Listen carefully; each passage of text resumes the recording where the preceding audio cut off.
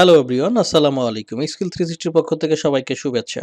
আশা করি আপনারা সবাই ভালো আছেন। আজকে যে টিউটোরিয়াল নিয়ে কথা বলবো সেটা আমাদের হিউম্যান বডিতে ব্লাডটা কিভাবে সার্কুলেট হয় এবং এই ব্লাড সার্কুলেট করতে যেয়ে আমাদের হার্টটা কি ধরনের ভূমিকা পালন করে সে নিয়ে আমরা কথা বলবো। তো চলুন কথা না বাড়িয়ে আমরা সরাসরি টিউটোরিয়ালে চলে যাচ্ছি। আমরা যদি একটু জুম করে বড় করে দেখি তাহলে ব্যাপারটাকে এরকম দেখা যাবে। তো আমরা একটু লেজার পয়েন্টটা নিয়ে নিচ্ছি বোঝার সুবিধার জন্য আরকি। তো এটা হচ্ছে আমাদের হিউম্যান বডির হার্ট। এখানে আমাদের ব্লাডটা কিভাবে সার্কুলেট হয় সেই জিনিসটা নিয়ে কথা বলব ১ম এ। তো এই যে সিস্টেমটা এটাকে আমরা কার্ডিওভাস্কুলার সিস্টেম বলে থাকি আরকি। ব্লাডটা যেহেতু এটা সার্কুলেটরি সিস্টেম একটা। কিন্তু আমরা যেহেতু এইখান থেকেই আমরা পরে কার্ডিওভাস্কুলার ডিজিজ গুলো নিয়ে কথাবার্তা বলব সেই ব্যাপারটা নিয়ে এখানে আমরা আগে ডিসকাস করছি। আচ্ছা, এইখানে আমরা যদি বলতে চাই তাহলে এটা হচ্ছে আমাদের হার্ট, যেটা হচ্ছে আমাদের মূল অর্গান এই কাজটা করার জন্য আরকি। তো হাড়টা আসলে থাকে কোথায়? আমরা যদি এই কনফিউশনটাকে দূর করতে চাই, আমরা অনেকেই বলি যে আমাদের বুকের বাম পাশে থাকে হচ্ছে হাড়। হ্যাঁ, এই কথাটা একটা partially ট্রু। হ্যাঁ, আমাদের বাম পাশেই থাকে কিন্তু হচ্ছে গিয়ে কি ডান পাশে একটু হলেও থাকে। ডান পাশে একটু হলেও অবস্থান করে। হ্যাঁ, আবার অনেকের বেলায় দেখা যায় যে সেটা হচ্ছে গিয়ে কি আবার বাম পাশের তুলনায় হচ্ছে ডান পাশেই বেশি থাকে। সেটাকে আমরা একটা ডিজিজ বলি। সেই একটা রেয়ার ডিজিজ এবং সেই ডিজিজটা যদি কারো হয়ে থাকে সেটা খুবই সিভিয়ার টাইপের একটা ডিজিজ হয়ে থাকে। সেই ডিজিজটার নাম হচ্ছে ডেক্সট্রোকার্ডিয়া। তাহলে ১ম আমরা যে জিনিসটা ক্লিয়ার হলাম সেটা হচ্ছে আমাদের হার্টটা কোথায় থাকে। তো আমাদের স্বাভাবিক মানুষ যারা আমরা আছি তাদের সবারই হার্ট হচ্ছে গিয়ে কি বুকের বাম পাশেই বেশি অংশ জুড়ে থাকে আরকি। তো এখন আমাকে বুঝতে হবে যে এইখানে আমরা দেখতেছি সুপিরিয়র ভেনা কাভা আর নিচে হচ্ছে আমাদের ইনফেরিয়র ভেনা কাভা। এই ২ টার মাধ্যমে হচ্ছে ব্লাডটা আমাদের ১ম এ রাইট অ্যাট্রিয়ামে আসে। তাহলে সুপিরিয়র ভেনা কাভার কোন পার্টটা আমার ব্লাডটা নিয়ে আসতেছে এবং ইনফেরিয়র ভেনা কাভা বডির কোন পাশের ব্লাডটা কোন পোরশনের ব্লাডটা নিয়ে আসতেছে সেই জিনিসটা আমরা আগে ক্লিয়ার হব।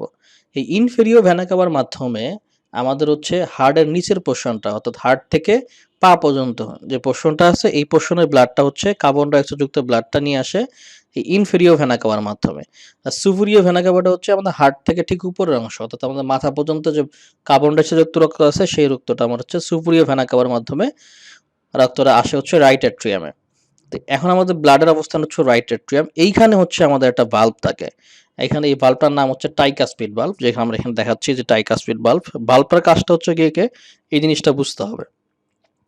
ভালভের কাজ হচ্ছে ব্লাডটাকে হচ্ছে একমুখী করা, অর্থাৎ ওয়ান ডিরেকশন হচ্ছে গিয়ে কি ব্লাড ফ্লোটাকে কনভার্ট করা। ব্লাড ফ্লোর যেন হচ্ছে গিয়ে কি ফ্লোটা যেন ব্যাক করতে না পারে বিপরীত দিকে, সেই জিনিসটা হচ্ছে গিয়ে কি এনশিওর করা। ভালভের কাজটা হচ্ছে মূলত এইটাই। তো এখানে ট্রাইকাসপিড বাল্বটা হচ্ছে কি ক্রস করে রাইট ভেন্ট্রিকেলে ব্লাডটা আসে। এই রাইট ভেন্ট্রিকেলের মাধ্যমে পালমোনারি ভালভের সাহায্যে, এই যে পালমোনারি ভালভের সাহায্যে পালমোনারি হচ্ছে গিয়ে কি আপনার আর্টারির মাধ্যমে ব্লাডটা হচ্ছে গিয়ে কি যায় কোথায় লাংকে। এইখানে আপনাকে একটু বুঝতে হবে। এইখানে একটা ব্যতিক্রম আছে। আর্টারি যে জিনিসটাকে আমরা বলতেছি, আর্টারি জিনিসটা হচ্ছে যে জিনিসটা আপনার হচ্ছে যে ব্লাড ভেসেলগুলা আপনার হার্টে তৈরি হবে কিন্তু শেষ হবে হচ্ছে গিয়ে কি হার্টের বাইরে যেয়ে, সেটাকে বলতেছি হচ্ছে আমরা আর্টারি।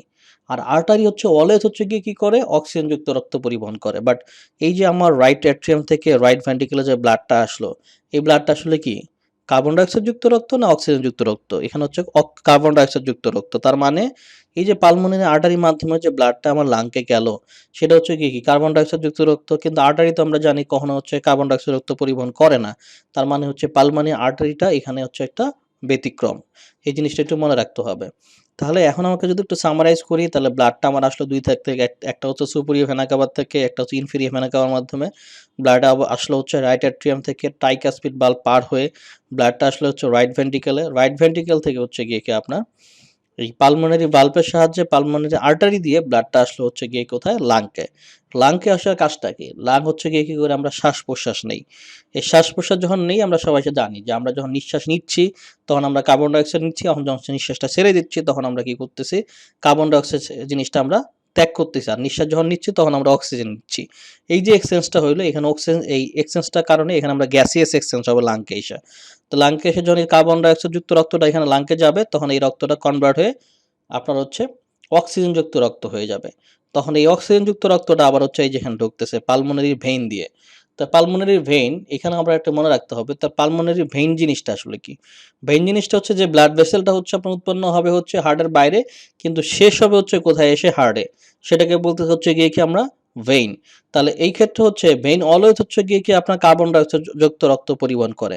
কিন্তু এই ক্ষেত্রে কি করতেছে পালমোনারি ভেইনের মাধ্যমে কিসের মাধ্যমে কি রক্ত আসলো? অক্সিজেন যুক্ত রক্ত। তাহলে এটাও আমার একটা হচ্ছে গিয়ে কি ব্যতিক্রম যে পালমোনারি ভেইনটা হচ্ছে কি করতেছে আপনার অক্সিজেন যুক্ত রক্ত পরিবহন করতেছে। তার মানে এটাও একটা ব্যতিক্রম। তাহলে আমাদের দুইটা ব্যতিক্রম। একটা জিনিস মনে রাখতে হবে। একটা হচ্ছে পালমোনারি আর্টারি, একটা হচ্ছে গিয়ে কি পালমোনারি ভেইন।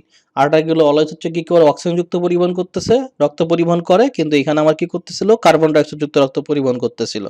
আর পালমোনারি ভেইনটা কি করে অলওয়েজ কার্বন ডাইঅক্সাইড যুক্ত রক্ত পরিবহন করে, কিন্তু এখানে কি করতেছে আমার অক্সিজেন যুক্ত রক্ত পরিবহন করতেছে। তাহলে এই জিনিসটা আমাকে মনে রাখতে হবে। তাহলে আবার যদি একটু সামারাইজ করি তাহলে ব্লাডটা আমার লাং থেকে গ্যাসিয়াস এক্সচেঞ্জ হওয়ার পরে এই পালমোনারি ভেইনের সাহায্যে ব্লাডটা এখন আসবে হচ্ছে লেফট অ্যাট্রিয়ামে। তো লেফট অ্যাট্রিয়াম থেকে ব্লাডটা আসবে হচ্ছে গিয়ে কি এখানে একটা বাল্ব আছে, এটাকে আমরা মাইটাল ভালভও বলি বা হচ্ছে গিয়ে কি বাইকাসপিড ভালভও বলি, যেটাকে যে বলে আর কি। মাইটাল ভালভও বলতে পারেন আপনি এখানে, এটাকে বাইকাসপিড ভালভও বলতে পারেন। তো এই লেফট অ্যাট্রিয়াম থেকে অক্সিজেনযুক্ত রক্তটা এই মাইটাল ভালভ বা বাইকাসপিড ভালভ পার হয়ে ব্লাডটা এখন আসবে হচ্ছে লেফট ভেন্ট্রিকলে। এই লেফট ভেন্ট্রিকল থেকে হচ্ছে গিয়ে কি ব্লাডটা এইখানে যে জিনিসটা আছে এটাকে আমরা বলি অ্যাওর্টিক ভালভ।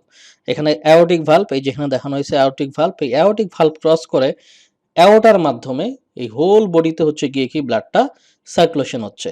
একটা কথা এখানে মনে রাখা উচিত, সেটা হচ্ছে গিয়ে কি লেফট ভেন্ট্রিকল যে আছে লেফট ভেন্ট্রিকল ওয়ালটা, এই ওয়ালটা হচ্ছে গিয়ে কি অনেক বেশি পুরু থাকে। কারণ হচ্ছে গিয়ে কি এইখানে ব্লাড প্রেশারের মাধ্যমে হচ্ছে গিয়ে কিন্তু আপনার এই অ্যাওর্টিক ভালভটা ক্রস করে আপনার ব্লাডটা কিন্তু অ্যাওর্টার মাধ্যমে হোল বডিতে হচ্ছে সার্কুলেট হচ্ছে। তার মানে কি এখানে আমার প্রেশার ক্রিয়েটটা সবচেয়ে বেশি হচ্ছে, ঠিক আছে?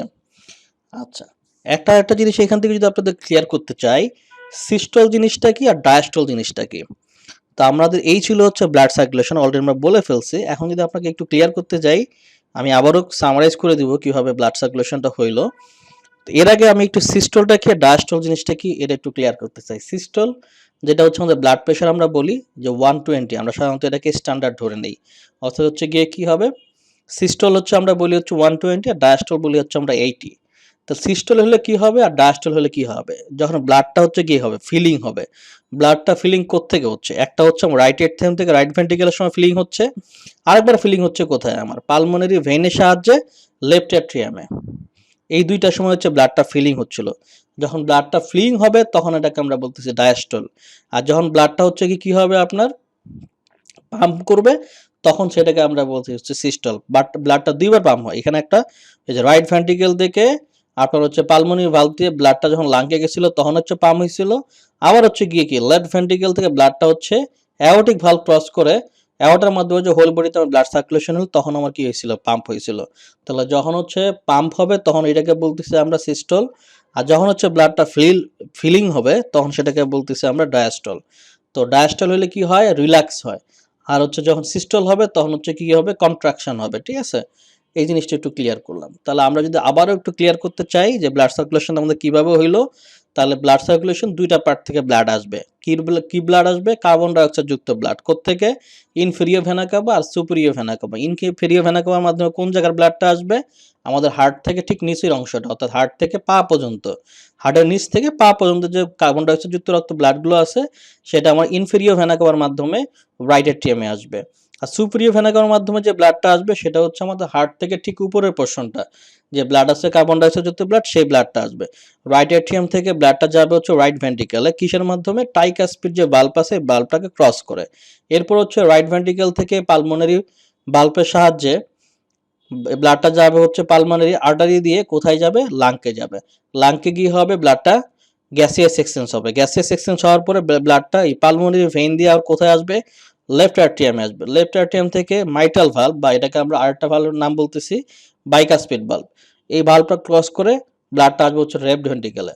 লেফট ভেন্ট্রিকল থেকে ব্লাডটা হচ্ছে অ্যাওর্টিক ভালভটা ক্রস করে অ্যাওর্টার মাধ্যমে আপনার হোল বডিতে ব্লাডটা সার্কুলেশন হবে। এটাই হচ্ছে গিয়ে কি ব্লাড সার্কুলেশন।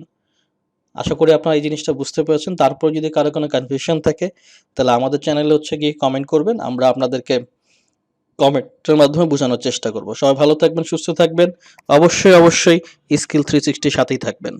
আল্লাহ হাফেজ।